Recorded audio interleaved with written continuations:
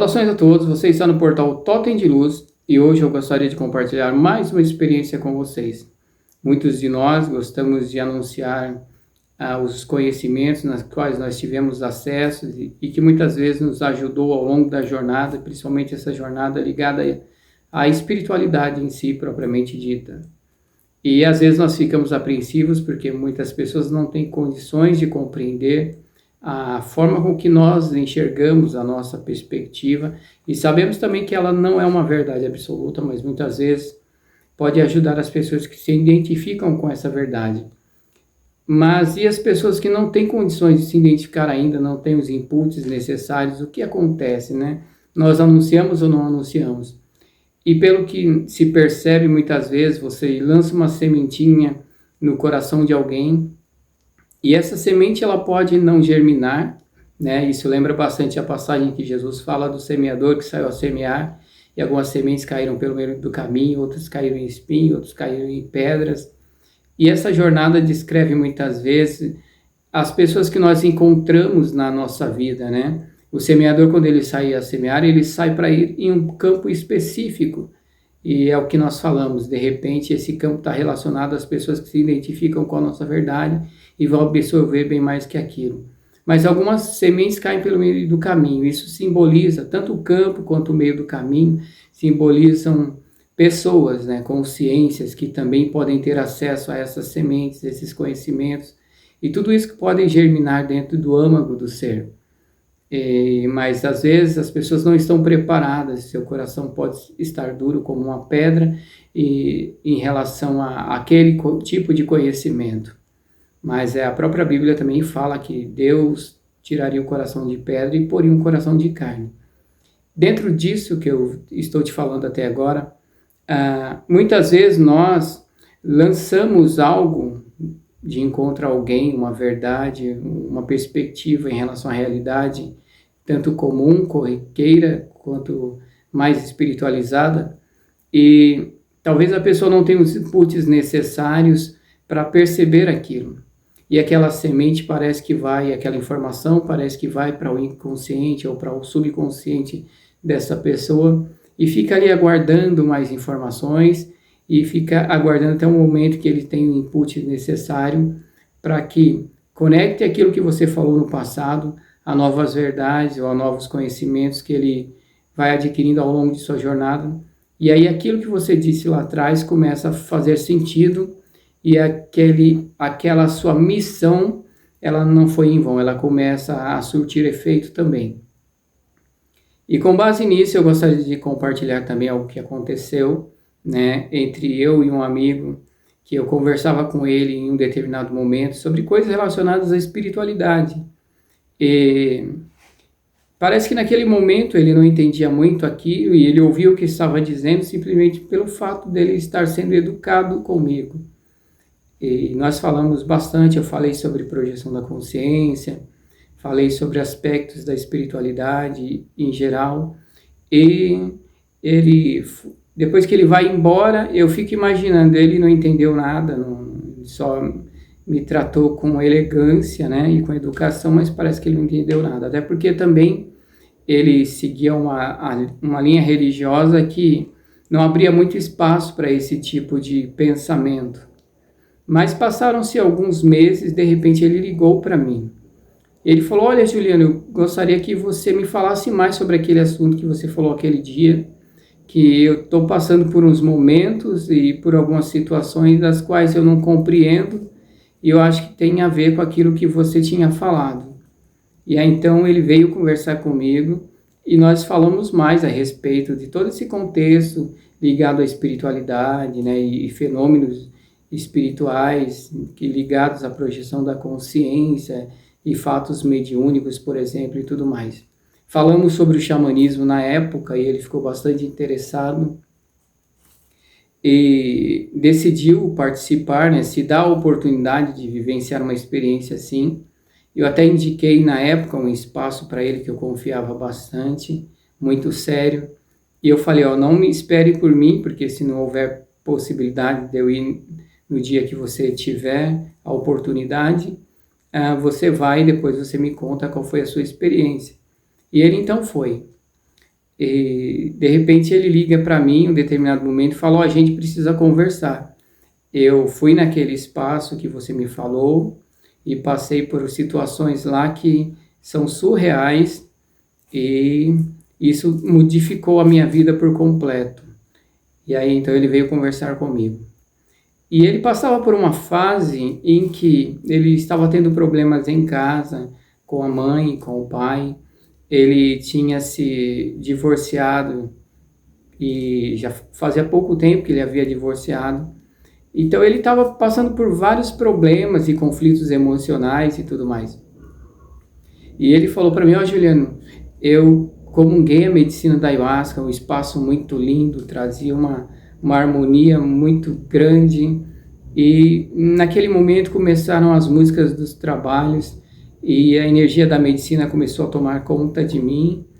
E aquilo começou a ficar meio forte e eu não sabia como lidar com aquilo. E eu pedi então para Deus apresentar alguma coisa ou alguém que pudesse me conduzir, me apontar os caminhos e me conduzir. E naquele momento apareceu a figura do meu irmão. E o irmão aparece, só que já não está mais caracterizado como o irmão dele mesmo. O irmão dele aparece com um turbante na cabeça, né? E como um ser mais evoluído, mais ascenso.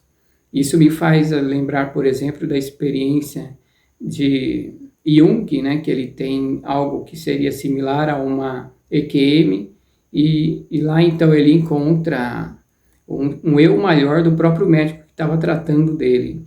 E ele fala que ele vê, né? Esse meu amigo fala que ele vê esse ser que se parecia muito com o irmão dele, e esse ser aponta um caminho para ele, aponta uma direção. E quando ele olha aquela direção, ele vê o pai dele com uma criança de cabelos cacheados no colo, brincando e passando por momentos muito felizes com aquela criança. E aquilo foi uma cena bastante forte, principalmente para ele que estava em conflito com a família. E ele se perde em todo aquele sentimento e de repente aquela experiência passa e aparece de novo o irmão dele e aponta uma outra direção, e naquela direção ele olha e vê a própria mãe. E ele passa por processos ali de aprendizados, né, e de tudo que a família e a mãe representa para ele. E a experiência vai se prolongando. Nesse momento, ele conta que, segundo as palavras dele, né, ele diz: Juliano, todas as músicas eram músicas xamânicas muito lindas, e aquilo me tocava profundamente. Eu estava numa energia e num plano de emoção onde não se consegue explicar em palavras, né, e todo aquele tratamento espiritual e ressignificação de traumas e tudo mais.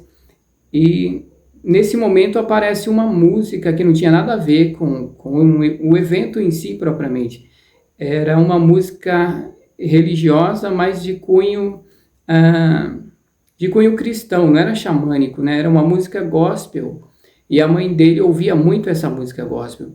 E ele disse: eu odiava essa música.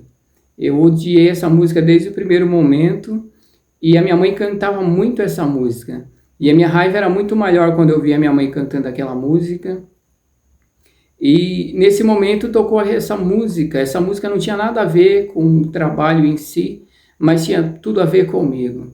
E naquele momento que começou a tocar essa música, eu me senti incorporando a minha mãe. A mãe dele está viva, né? E ele se sente incorporando a mãe agora.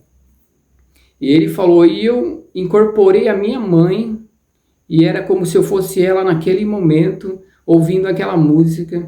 E eu chorei as lágrimas que ela chorava quando ela ouvia essa música. E foi uma cura incrível e espetacular naquele momento. Esse meu amigo, ele vem então, conversa comigo, né?